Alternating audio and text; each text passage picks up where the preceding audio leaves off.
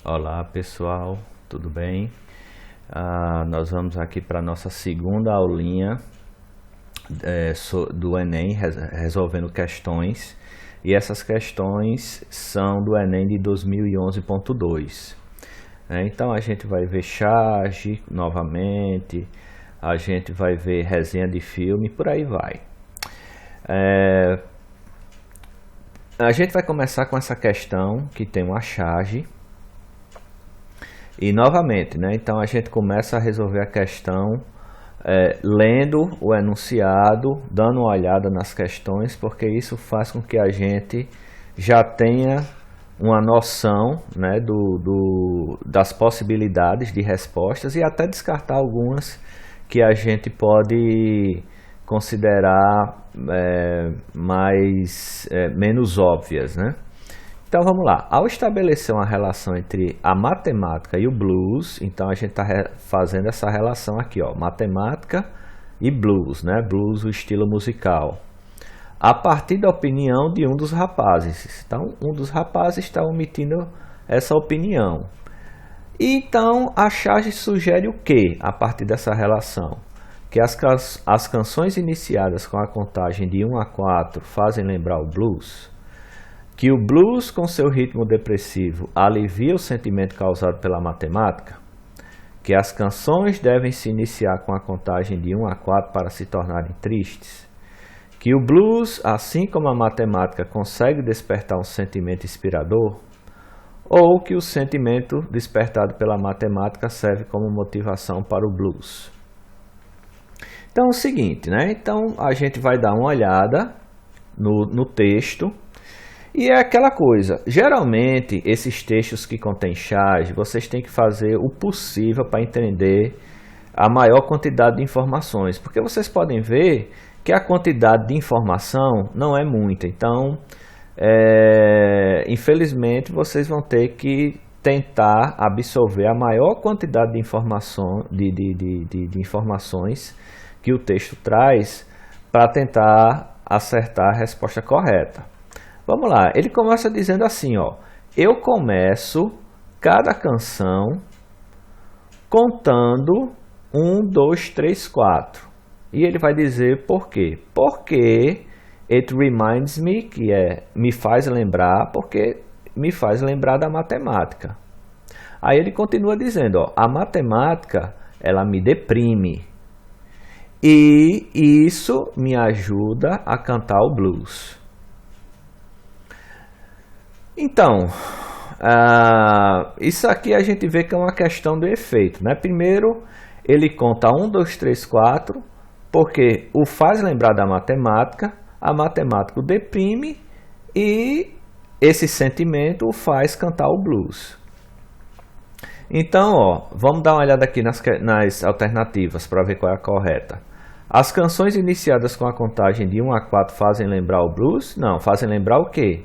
Fazem lembrar a matemática. O blues com seu ritmo depressivo alivia o sentimento causado pela matemática? Não. Nada disso, a matemática o deprime e esse sentimento de depressão faz cantar o blues. Não tem nada a ver que o blues com esse sentimento vai aliviar o blues, com seu ritmo depressivo, vai aliviar esse sentimento de depressão da matemática. Não. As canções devem se iniciar com a contagem de 1 a 4 para se tornarem tristes. Não. Novamente, ele conta de 1 a 4 para se lembrar da matemática. O blues, assim como a matemática, consegue despertar um sentimento inspirador. Não é falado isso aí, os dois estão associados a um sentimento de tristeza, E o sentimento despertado pela matemática serve como motivação para o blues. Exatamente isso, Ele conta de 1 a 4 para se lembrar da matemática, que o deprime, e isso faz cantar o blues. Então esse sentimento que é despertado pela matemática é motivador para que ele cante o blues. Beleza, pessoal? Então, letra E aqui, a correta. Vamos para a próxima questão. Novamente aqui, dessa vez a gente tem uma tirinha. Vamos lá. A tirinha é um gênero textual que, além de entreter, trata de diferentes temas sociais. No caso dessa tirinha, as falas no terceiro quadrinho revelam o foco do tema, que é a curiosidade dos filhos ao interpelarem os pais, a desobediência dos filhos em relação aos pais, a paciência dos pais ao conversarem com os filhos, a postura questionadora dos filhos em relação aos pais e o cansaço dos pais em repetir as coisas para os filhos. Então vamos ver o que é que as falas no terceiro quadrinho revelam aqui. Então vamos lá. Ele começa dizendo aqui, ó, no primeiro quadrinho, dizendo assim: eu estou cansado de debater tudo que eu digo. Isso o pai dizendo para o filho, eu estou cansado de debater. Aliás, eu estou cansado de você, né, debater tudo que eu digo, né, do seu debate sobre tudo que eu digo. Eu quero que você se lembre de duas palavras. Aí ele vai dizer aqui, ó, don't question me. Não me questione. Aí o filho diz assim, mas são 3 palavras. Ah, lá vem você de novo. There you go again. Então, no terceiro quadrinho, quando o menino fala assim, mas são 3 palavras, o que é que ele está fazendo? Né? Ele está questionando novamente o pai. Né? O pai falou 3 palavras, 3 palavras, mas disse que ele tem que se lembrar de 2. Né? Então, se a gente for ver as questões aqui, qual vai ser o tema do terceiro quadrinho? Vai ser a letra D, né? A postura questionadora dos filhos em relação aos pais. Né? As outras estão incorretas. Não é a curiosidade, não é a desobediência, não é a paciência dos pais e também não é o cansaço dos pais. Enfaticamente aqui em relação à postura questionadora aqui dos filhos, né? Em relação aos pais. Beleza? Essa aqui é tranquila. Acho que o texto não é difícil. Eu acho que seria... eu colocaria como uma questão fácil de ser resolvida. Vamos para a próxima. Na próxima aqui, a gente tem essa pequena narrativa e começa assim, né, o enunciado. A intenção do narrador nesse texto qual é a intenção do narrador? Descrever o incidente na cozinha, justificar a perda de uma prova, lamentar a perda da aula, reclamar do atraso do ônibus ou relatar um dia de problemas. Vocês vão ver que o texto não é muito difícil, né? Se vocês conseguirem entender boa parte, né, vai ser muito fácil matar a questão. Então, por exemplo, aqui, ó, vamos lá. Na última segunda-feira, né, foi um dia terrível. Awful significa terrível, né? Eu cheguei à escola atrasado porque eu perdi o ônibus. Né? Mês de base perder o ônibus. Porque eu perdi o ônibus. Então, depois disso, né, eu tive uma prova de matemática e fui mal, badly, né? E fui mal porque eu não estudei para ele, né, para o teste, né, para o teste de matemática, para a prova de matemática. As coisas foram de mal a pior, essa expressãozinha aqui, from bad to worse, de mal a pior. Enquanto eu estava esperando o ônibus em casa, eu percebi que eu perdi o meu dinheiro. Enquanto eu estava esperando o ônibus para casa, eu percebi que eu perdi o meu dinheiro para que eu Então eu tive que caminhar para casa. Enquanto eu estava esperando o ônibus para casa, eu percebi que eu perdi meu dinheiro, então eu tive que caminhar para casa. Eu realmente quis ir ao cinema, eu realmente queria ir para o cinema com meus pais aquela noite. Mas, no momento em que eu cheguei em casa, eles já tinham saído. Eu coloquei meu jantar no forno, fui assistir TV e peguei no sono. Quando eu acordei, 1 hora depois, havia um cheiro horrível e fumaça vindo do andar de cima. Eu tinha esquecido, eu esqueci de tirar meu jantar do forno. Então o que foi que aconteceu? Vocês viram que basicamente é ele relatando só problemas, só problemas. Então a intenção do narrador é o quê? Aí vocês podem ver, se vocês conseguirem pegar a maioria das informações desse texto, que não é difícil, ele colocou uma alternativa para cada situação que ocorreu no texto e uma que dá justamente a ideia geral do narrador. Então a intenção do texto é descrever um incidente na cozinha? Não. Justificar a perda de uma prova? Não. Lamentar a perda da aula? Não. Reclamar do atraso do ônibus? Não. Essas questões aqui foram todas colocadas no texto, mas a intenção é relatar o quê? Um dia de problemas, Ele passou o dia, aquela famosa expressão, ele teve um dia ruim, A gente chama em inglês de bad hair day. Vamos lá. Então, letra E, relatar um dia de problemas. Aqui na questão seguinte, a gente tem um trava-língua.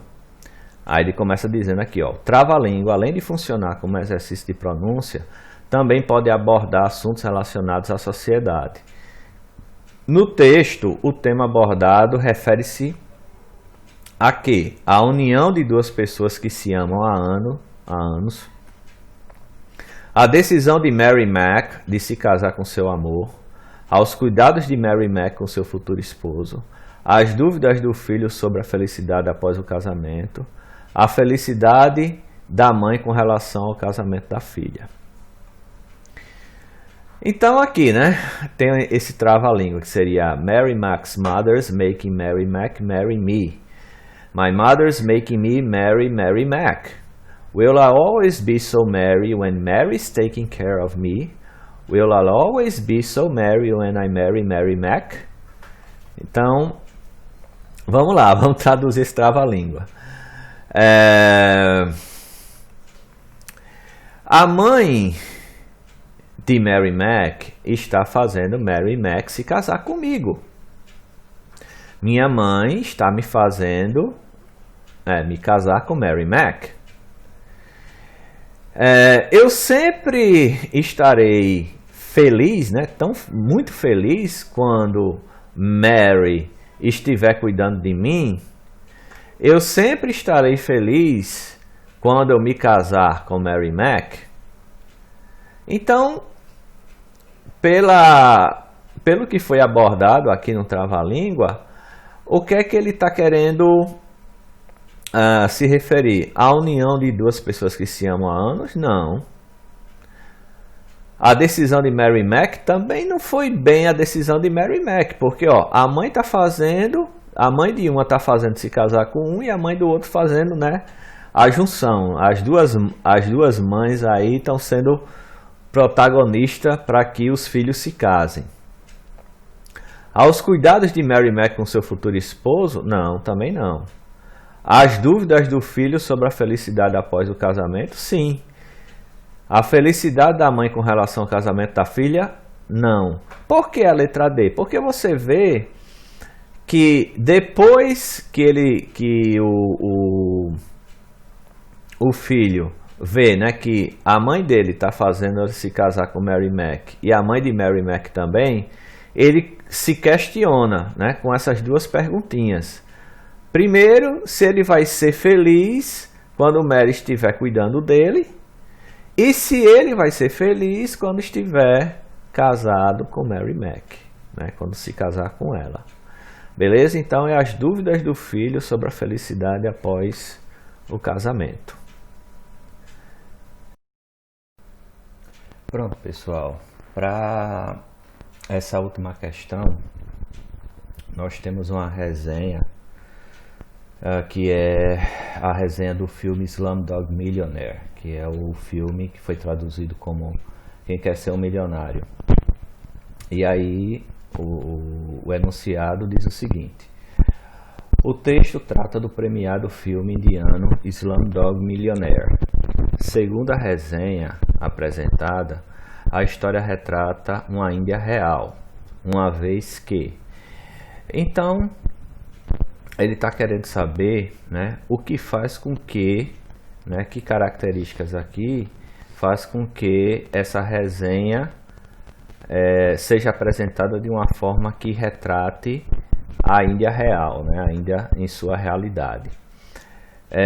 Uma vez que retrata sentimentos universais compartilhados por algumas culturas, revela a tradicional separação de classes sociais em um cenário inovador, se assemelha a documentários anteriormente produzidos por outros cineastas, representa o caráter romântico da cultura indiana expressa em suas produções, ou aproxima a nova cinematografia indiana de filmes grandiosos produzidos em outros países.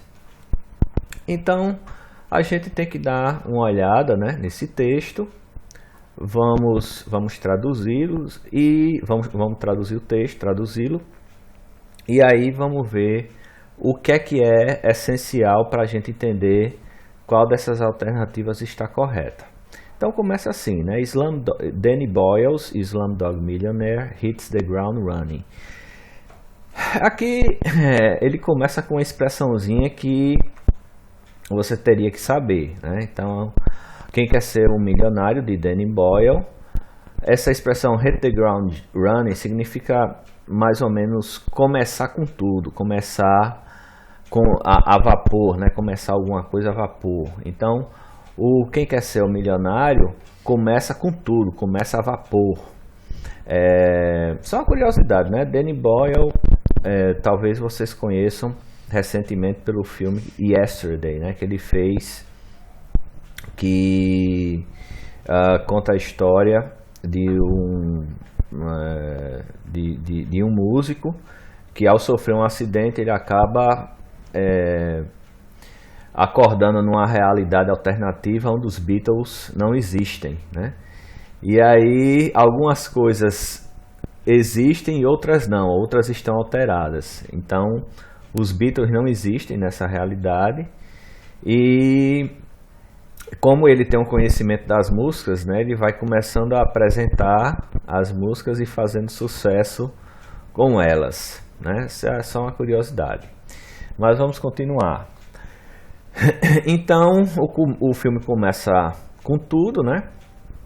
É uma história excitante, de tirar o fôlego, heartbreak, né, de partir o coração, e emocionante ao mesmo tempo. Sobre um órfão de Mumbai que ascende, né, da pobreza à riqueza, né, que seria rags to riches, que rags são trapos, dos trapos à riqueza. Então ele ascende na força, né, com a força de sua inteligência vívida, né, de sua inteligência vívida. O apelo universal do filme apresenta a Índia real a milhões de cinéfilos pela primeira vez, né? Moviegoers aqui, cinéfilos, né? Aquele que vai para o cinema, seria ao pé da letra. A Índia real, então aqui, ó, só nessa parte você vê que que o texto ele retoma a ideia do enunciado. A história retrata uma Índia real, e ele continua aqui.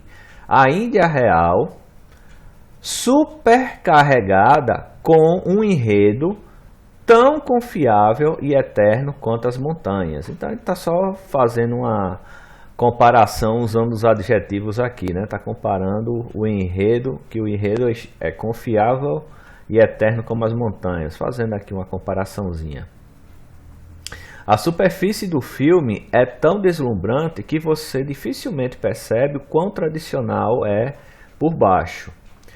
Mas é a estrutura enterrada que nos impulsiona para a história, né, através da história, como um grande motor num trem curto, né? Então até agora ele está fazendo menção a essa Índia real e fazendo comparações.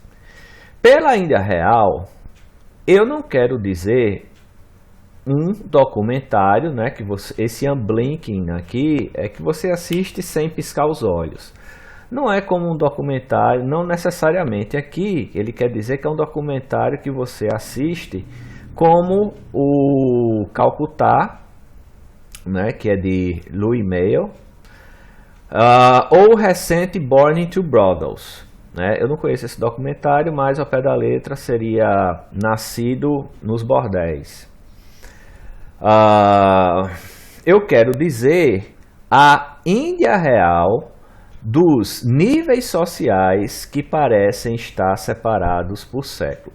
Então aqui, ó, ele fala exatamente o que ele quer dizer com o tipo de documentário, né, o tipo de Índia real, aliás, o tipo de Índia real a que ele está se referindo.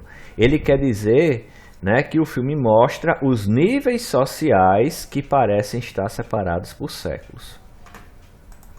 O que as pessoas acham quando elas pensam na Índia? Aí, de um lado, Madre Teresa, o Salaam Bombay e os miseráveis da terra, né? Os infelizes, os miseráveis da terra. De outro lado, né, ela mostra as imagens no estilo Masterpiece Theater, né, que é um tipo de estilo, como por exemplo aqui Uma Passagem para a Índia, Gandhi e A Joia da Coroa. Se eu não me engano, o título em português é esse, desses 3 filmes.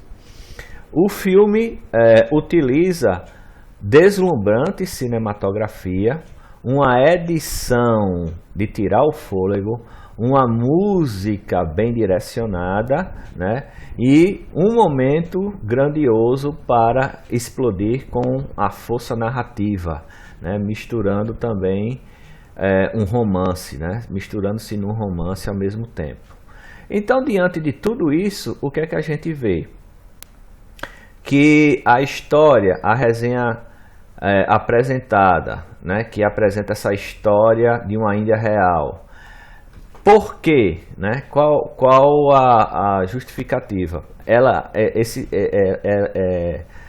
O filme retrata sentimentos compartilhados por algumas culturas? Não, a gente não vê essa comparação, né? Essa ideia de que existem sentimentos universais compartilhados por algumas culturas. Isso não é mencionado no texto. Revela a tradicional separação de classes sociais em um cenário inovador? Sim, né? Ele fala exatamente, né, nessa parte aqui, apresentando a Índia de níveis sociais que parecem estar separados por séculos, né? Então, sempre dentro, né, que ele fala de uma cinematografia deslumbrante, de uma edição de tirar o fôlego e tudo mais. Se assemelha a documentários anteriormente produzidos por outros cineastas, aí a gente vai aquela velha história. Isso está no texto, mas não é o essencial. Representa o caráter romântico da cultura indiana expressa em suas produções? Não necessariamente. Aproxima a nova cinematografia indiana de filmes grandiosos produzidos em outros países? Também não necessariamente. Então são aspectos que podem ser até encontrados de alguma forma aqui no texto, mas a ideia principal é que a história, né, segundo a resenha apresentada, a história retrata uma Índia real, uma vez que esse texto revela a tradicional separação de classes sociais em um cenário inovador, né? O filme apresenta isso. Então é a Letra B a resposta correta. Beleza, pessoal? É isso, ficamos por aqui e na próxima semana eu venho com mais questões para vocês, ok? Até lá!